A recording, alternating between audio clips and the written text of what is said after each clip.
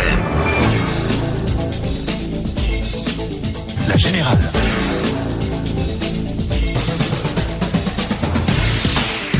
La Générale. La Générale.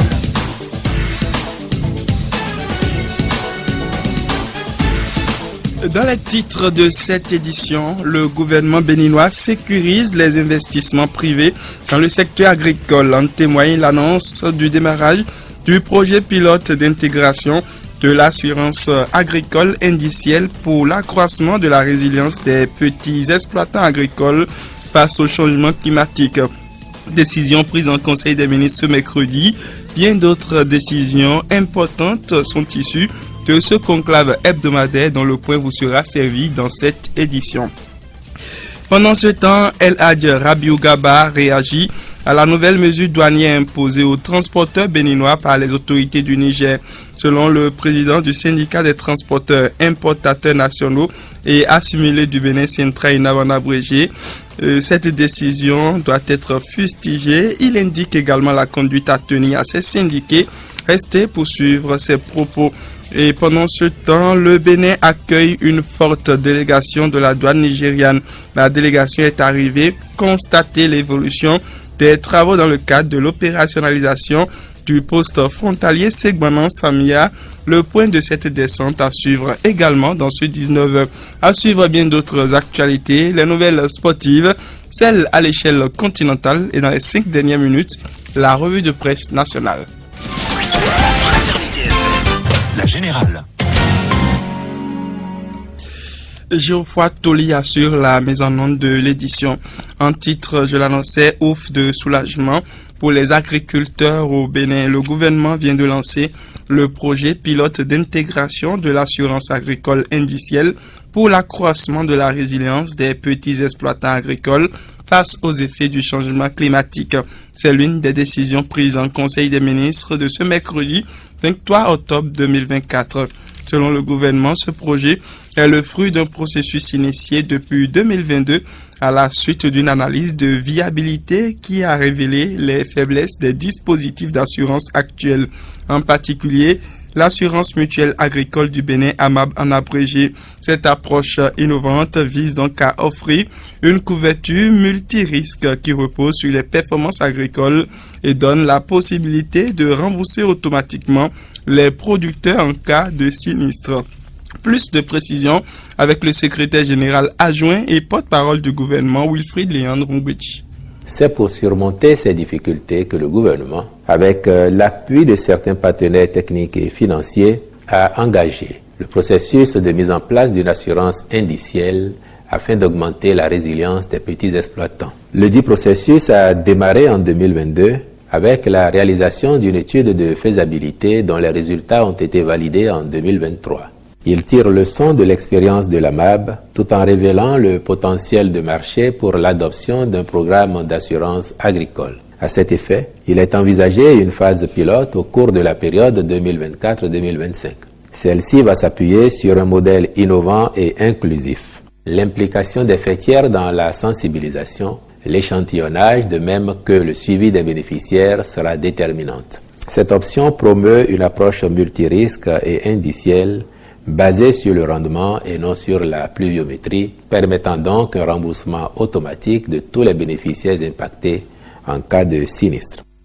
Les membres du gouvernement ont aussi décidé de l'adoption du code de déontologie et d'éthique des personnels enseignants et chercheurs du supérieur. Désormais, ces personnels du supérieur sont soumis à un code de déontologie et d'éthique et cette réforme vise à rétablir l'image de l'enseignement dans notre pays. Plus de précisions avec le porte-parole du gouvernement. Dans le cadre de l'implémentation de la stratégie de promotion et de développement de l'enseignement supérieur, de la recherche scientifique et de l'innovation initiée par le gouvernement pour redonner à ce sous-secteur ses lettres de noblesse, il a été élaboré un code de déontologie et d'éthique des enseignants et chercheurs des universités ainsi que des écoles supérieures publiques du Bénin. Issu d'un processus participatif, il est destiné à mettre fin aux faits récurrents qui jettent du discrédit sur le monde de l'enseignement supérieur et de la recherche scientifique de nature à entraîner un effritement des valeurs liées aux exigences d'excellence et d'exemplarité. En l'adoptant, le Conseil a instruit le ministre de l'Enseignement supérieur et de la Recherche scientifique, en relation avec le ministre du Travail et de la Fonction publique, d'en assurer la bonne application. Le gouvernement a également adopté le décret portant transmission à l'Assemblée nationale pour examen et vote du projet de loi de règlement définitif du budget de l'État gestion 2023. Plus loin, le Conseil a aussi adopté le décret portant mise en œuvre de l'aide juridique en République du Bénin. L'aide juridique vise en effet à assurer l'égal accès aux droits et à la justice pour tous, et grâce à cette mesure, notre pays aura réussi à soustraire les justiciables, quels qu'ils soient, des déviances et marginalisations éventuelles pour l'instauration d'une équité devant les juridictions et la réduction subséquente des fractures sociales. Wilfried Lian-Ngumbedji. L'adoption du présent décret contribue à prévenir et éviter la discrimination dans l'accès à la justice, dont l'origine pourrait être l'analphabétisme, l'ignorance de ses droits, l'appartenance ethnique, le genre, la religion, le statut social ou économique, un handicap ou toute autre cause. Ainsi, qu'elle soit de conditions modestes ou ayant peu de connaissances de la loi, toute personne pourra désormais faire défendre ses droits par les professionnels de la justice. Chaque Béninois aura donc la possibilité de bénéficier d'une assistance devant les tribunaux et de chercher réparation en cas d'injustice.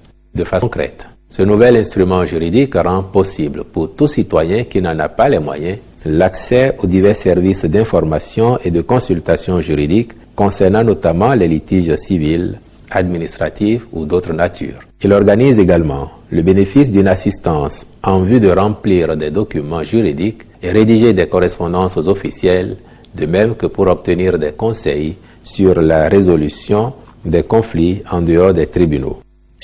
Je l'annonçais dans les titres, une forte délégation de la douane nigériane en visite ce mercredi au Bénin, conduite par le commandant des douanes de l'État de Kebbi au Nigeria. La délégation est venue constater l'évolution des travaux dans le cadre de l'opérationnalisation du poste frontalier Segbanan-Samia entre les deux pays. En clair, la partie nigériane a effectué le déplacement de Segbanan pour s'assurer de la disponibilité des bureaux ainsi que des résidences. Ces locaux qui vont permettre aux douaniers nigériens d'assurer convenablement leur service au niveau du poste frontalier Compusti. Qu'elle est satisfaite du constat fait sur le terrain. Les bureaux et résidences présentés dépassent même les attentes des Nigériens. Selon Draman Aruna, il est receveur des douanes de Segbanan. D'ailleurs, un bureau pour immigration a été installé toujours pour fluidifier les transactions de marchandises, confie le douanier béninois. Extrait de ses propos. Dans le protocole d'accord qui avait été signé entre les deux États, il était question, dans le cadre de l'effectivité de ces opérations, de leur réserver un cadre idoine dans lequel ils pourraient vraiment opérer. Et comme différentes commodités qu'il fallait avoir, il leur fallait des bureaux, ce qui est normal puisqu'ils ne doivent pas être, c'est pas dehors qu'ils vont opérer. Ils auront des appareils à transporter, ils auront besoin peut-être d'un cadre légal, idéal dans lequel ils doivent opérer. Donc dans ce cadre, ils sont venus pour une énième fois voir les différents bureaux dans lesquels ils vont séjourner, ils vont rester, et également voir dans quel cadre on pourrait les avoir de résidence. Toutes ces questions étaient déjà réglées, les résidences ont été trouvées à leur grande satisfaction d'ailleurs, qui a dépassé vraiment le niveau de leur espoir. Ils ont eu des bureaux, ils ont eu le cadre également, c'est-à-dire la résidence dans laquelle les agents vont vraiment vivre, normalement pouvoir opérer à la frontière Segbanan-Samia. Toutes les forces en amont avaient été déjà listées lors de nos différentes réunions passées et les bureaux ont été mis à leur disposition en conséquence. Également la police qui va être logée dans une enceinte spéciale dédiée à cette opération à côté de la police du Bénin, c'est-à-dire la police frontière du Bénin. Cette action viendra dynamiser davantage le transit qui avait déjà démarré depuis le lancement de ce poste frontalier. La délégation nigériane n'a pas manqué d'exprimer sa satisfaction après cette visite. Elle a cependant évoqué une doléance, la création d'un espace pour la visite des marchandises. On écoute à cet effet le chef de la délégation, le commandant des douanes de l'État de Kebbi, Isheanacho Odike. Ses propos sont traduits par le représentant de la douane nigériane à l'ambassade du Nigeria près le Bénin. The only thing I can suggest to them is that il faudra que l'autorité béninoise mette en place un espace pour inspection conjointe des marchandises. C'est ça que lui avait suggéré comme recommandation pour assurer qu'on commence les activités en pleine forme sur la frontière Segbana-Samia. Sinon, la majorité des choses qu'on attendait chez les autorités béninoises ont été déjà faites. We are very satisfied with what we see from the Beninois side. Il faut dire que le poste frontalier de Segbana-Samia a été lancé en mai 2024. Il vise à faciliter le transit des marchandises entre les deux pays, surtout après la fermeture des frontières bénino-nigériennes depuis juillet 2023. On reste quelque peu dans cette veine pour parler des transporteurs béninois confrontés à une nouvelle mesure douanière. La nouvelle mesure oblige désormais les camions d'immatriculation béninoise à un dédouanement systématique à leur entrée sur le territoire du Niger. Selon les transporteurs, cette mesure ne s'applique pas aux camions d'autres nationalités. Elle porte uniquement sur le véhicule lui-même au nom sur la marchandise transportée, ce qui ne devrait pas être le cas selon El Hadj Rabiou Gaba, président du syndicat des transporteurs importateurs nationaux et assimilés du Bénin. Il explique la situation, on l'écoute. La réponse oui, il y a tracasserie au Niger. Et quelle tracasserie? Tracasserie douanière. Nous sommes soumis à un dédouanement de nos camions systématiquement, aussitôt sur le territoire nigérien. Nous avons l'information à travers nos employés, que sont les conducteurs, sinon nos collaborateurs qui sont les conducteurs, avec des preuves à l'appui, que tantôt ces marchandises sur le camion, on demande dédouanement. Si c'est dédouanement de la marchandise, ça se comprend aisément puisque la marchandise pour destination le Niger devrait forcément être dédouanée ou être exportée si c'est pour autre pays. Malheureusement, c'est le matériel roulant qui est soumis à un dédouanement systématique alors que ce camion vient d'un pays voisin et qui est déjà dédouané dans l'autre pays. Face à cette situation, le président du Sintrainab appelle les transporteurs au calme.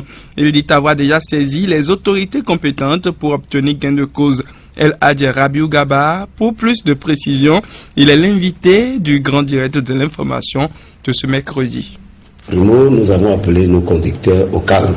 Nous avons appelé nos collègues transporteurs à la sérénité. Nous avons pris contact avec le plénipotentiaire, l'ambassadeur du Bénin au Niger, son excellence Agonkan, Gildas Agonkan, qui tout de suite nous a demandé d'envoyer les conducteurs à l'ambassade pour les écouter. Qui nous a dit qu'il est dans son rôle.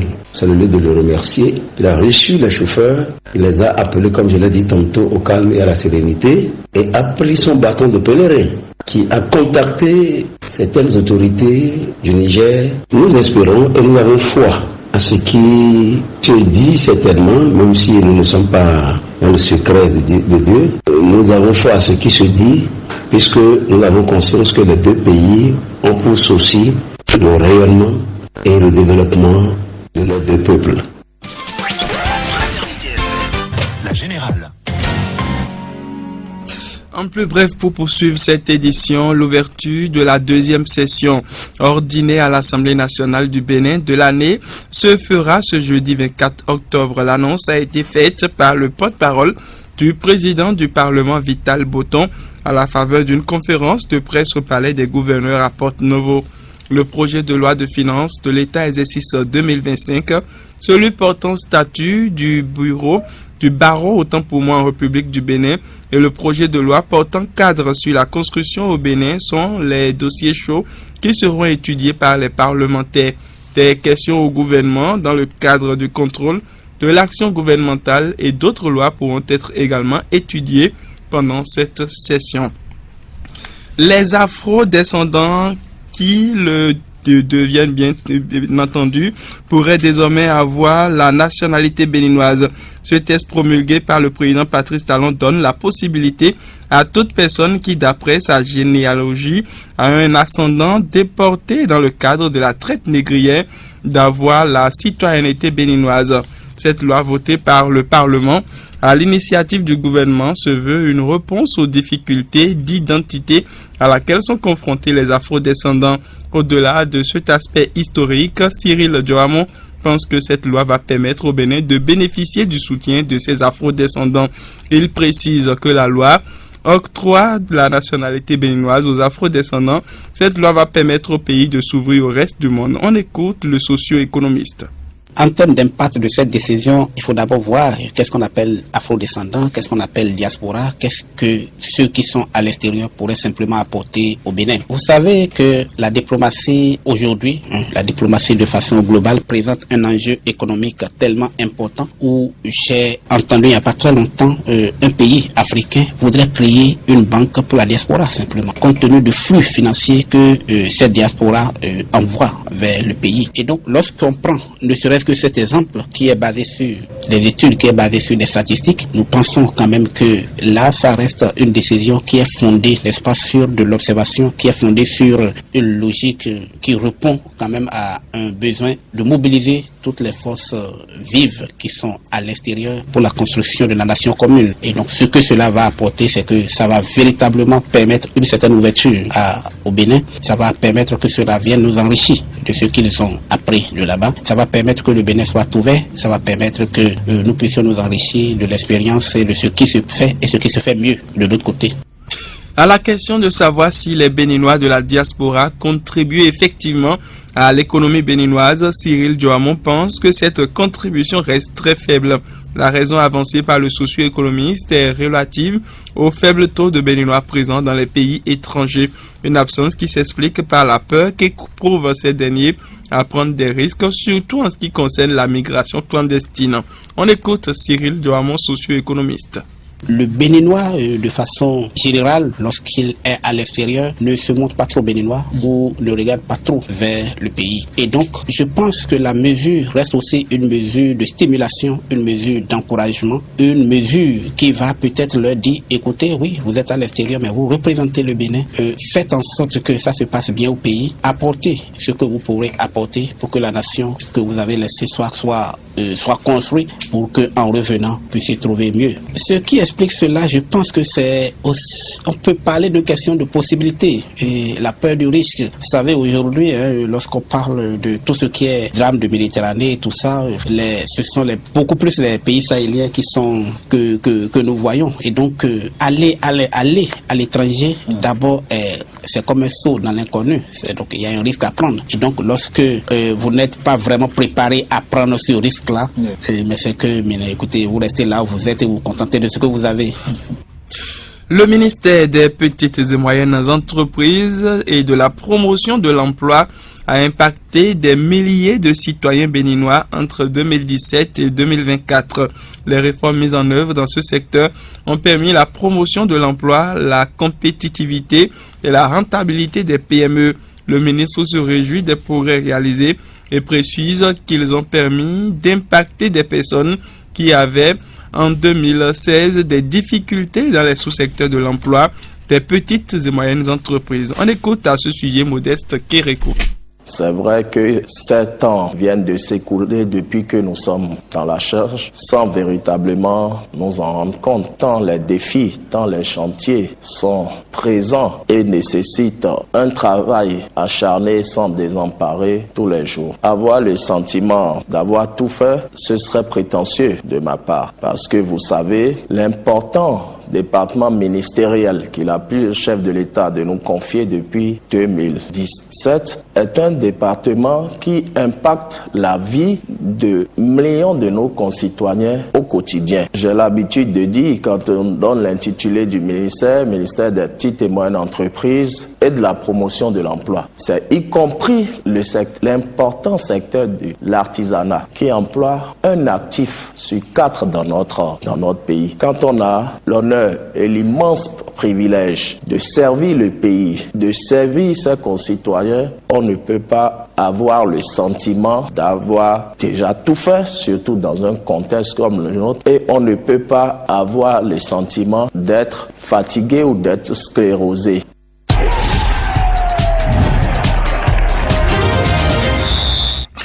On parle sport avec Jacques Degbé, déjà installé dans ce studio. Jacques, bonsoir. Bonsoir, Louis Chabalot. Tournoi UFOA-B, c'est une mauvaise nouvelle, hein. Le Bénin est éliminé par le Niger. Le Bénin ne verra pas la phase finale de la Coupe d'Afrique des Nations, la CAN des moins de 20 ans.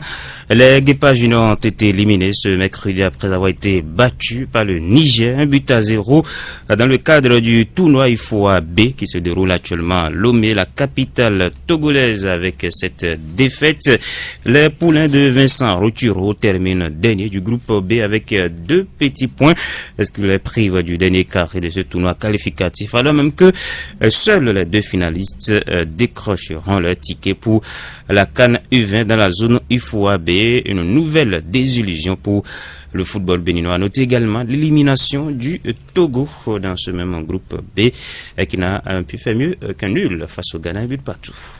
Ligue des champions pendant ce temps, FC Barcelone face à Bayern Munich au menu ce soir. C'est le choc de cette 3e journée de la Ligue européenne des champions. Bayern, du moins c'est Barcelone-Bayern, 2 géants d'Europe qui se donnent rendez-vous à partir de 20h tout à l'heure, donc dans quelques minutes au stade olympique de Montjuïc de Barcelone. Une affiche à ne rater sous aucun prétexte. Dans les autres affiches, eh bien Manchester City reçoit le Sparta Prague, à suivre également le déplacement de Liverpool en Allemagne sur la pelouse de Leipzig. Young Boys offre son hospitalité à l'Inter de Milan. L'Atlético Madrid sera face à Lille. Il faut dire que 2 matchs sont actuellement en cours. Brest est en train d'accrocher le Bayer Leverkusen, un but partout, tandis que l'Atalanta Bergame ne fait mieux qu'un nul 0-0 face au Celtic. Glasgow en joue les dernières minutes. Merci Jacques Degbé. Suivez les dernières minutes pour nous, les résultats sur fraternityfm.bj. Juste après vous, les nouvelles du continent.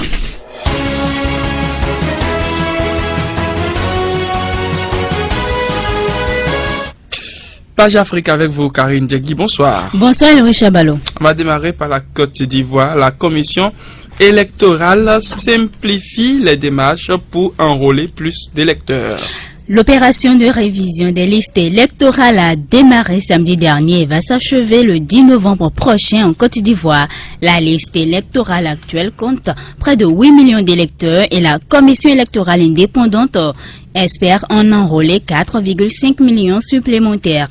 Et pour y arriver, plusieurs démarches administratives ont été simplifiées afin d'encourager les citoyens. Ainsi, parmi les justificatifs à fournir, le certificat de nationalité est désormais gratuit. Le nombre de sites d'enrôlement est aussi revu à la hausse. Pendant ce temps, au Ghana, le Parlement est suspendu pour une durée indéterminée. À moins de 2 mois des élections générales, le Parlement ghanéen est plongé dans une impasse politique. Le différend concerne la décision du président du Parlement de déclarer vacant 4 sièges parlementaires. La crise a éclaté la semaine dernière lorsque 4 députés ont annoncé leur intention de se présenter aux prochaines élections générales du 7 décembre sous une étiquette d'indépendant. Et selon le président de l'Assemblée, la loi ghanéenne interdit tout changement de parti en cours de mandat. Merci à vous, Karine Djegui, pour toutes ces informations. Après vous, le journal des journaux, la revue de presse nationale signée Epiphane Chabi.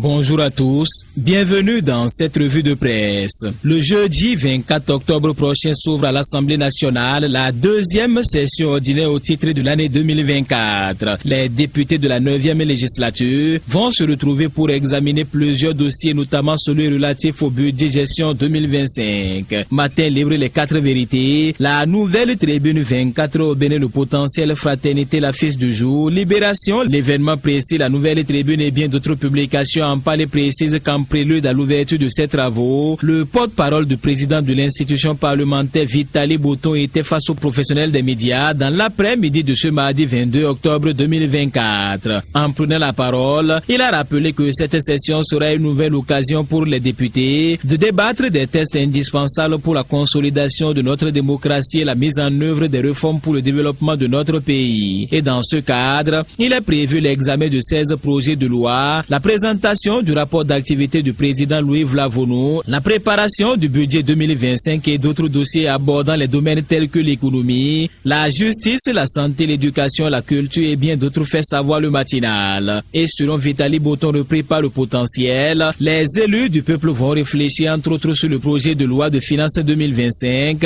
le règlement pour la gestion 2022, le projet relatif à l'alimentation scolaire au Bénin, celui portant maîtrise d'ouvrages publics en République du Bénin, la proposition de résolution modifiant et complétant le règlement intérieur de l'Assemblée nationale et bien d'autres fait savoir la nouvelle tribune. Le porte-parole du président de l'Assemblée nationale a rappelé les enjeux de cette session et Matin Libre appelle à retenir notamment que cette session va contribuer au renforcement des institutions étatiques et surtout la modernisation du cadre législatif du Bénin, conclut plusieurs publications. Et pendant ce temps, en 2025, plusieurs institutions et agences béninoises vont bénéficier d'une hausse budgétaire significative. Le budget du Conseil national de l'éducation, par exemple, va doubler pour atteindre 1,42 milliard de francs CFA, tandis que l'autorité de régulation du secteur de la santé voit son financement passer de 500 à 800 000 francs CFA, soit une augmentation de 60%. L'information a été révélée par le site d'information fraternité-fm.bg qui précise que le budget du Haut Commissariat à la prévention de la corruption est fixé à 465,7 millions de francs CFA. Cependant, ajoute la publication, certaines entités vont subir des réductions budgétaires et le cabinet de la vice-présidente verra son budget baisser de 4%. Le secrétariat général de la présidence va subir une légère diminution de 7,63% de francs CFA à 7,48 milliards en 2025.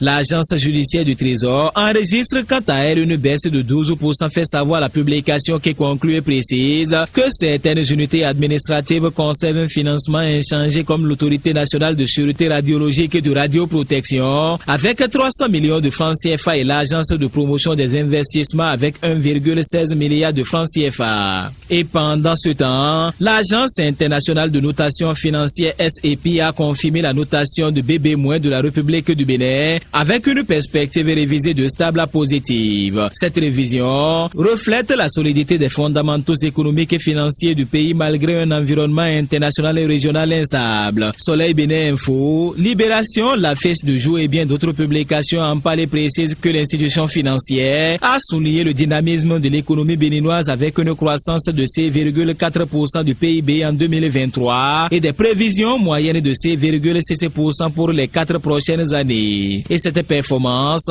est attribuée aux réformes structurelles ambitieuses engagées par la République ainsi qu'aux investissements stratégiques tels que le développement de la zone industrielle de Glodjibé et l'extension du port de Cotonou qui contribue à la diversification et à l'amélioration de l'attractivité économique du pays, conclut Libération. Et plus loin, la Nation nous informe que le programme d'assainissement pluvial des villes secondaires est entré dans sa phase active. La cérémonie officielle de lancement s'est déroulée ce mardi 22 octobre à Cotonou et l'initiative va permettre aux 4 communes bénéficiaires de mieux faire face aux effets des inondations et des changements climatiques. Et dans cette perspective, le même journal fait savoir que le programme d'assainissement pluvial des villes secondaires d'un montant global de 232,7 milliards de francs CFA, dont 23 milliards de francs CFA sur le budget national, a été lancé. Prévu pour être mis en œuvre dans les communes de Porte-Novo, Ouida, Boycon et Abomey, le PAPVS a pour ambition principale d'assainir le cadre de vie des populations urbaines d'une part et d'autre part de renforcer leur résilience face aux inondations dues au changement climatique, conclut la publication. Et dans les dernières secondes, Matin Libre fait savoir que les cybercriminels détenus dans les prisons du Bénin implorent la compassion des institutions de la République et celle du chef de l'État. Dans une lettre adressée au président des institutions de la République, ces jeunes accusés de cybercriminalité demandent qu'un regard favorable soit jeté à leur dossier. Fin de cette revue. Merci de m'avoir suivi.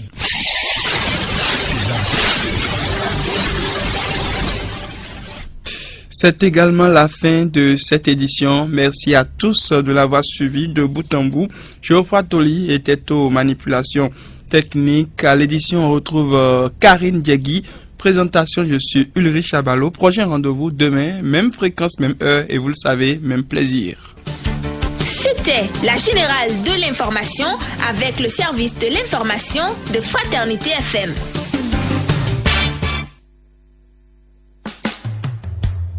Jamais seul, jamais seul. Toujours plus proche de vous. Fraternité FM 96.5. 96.5.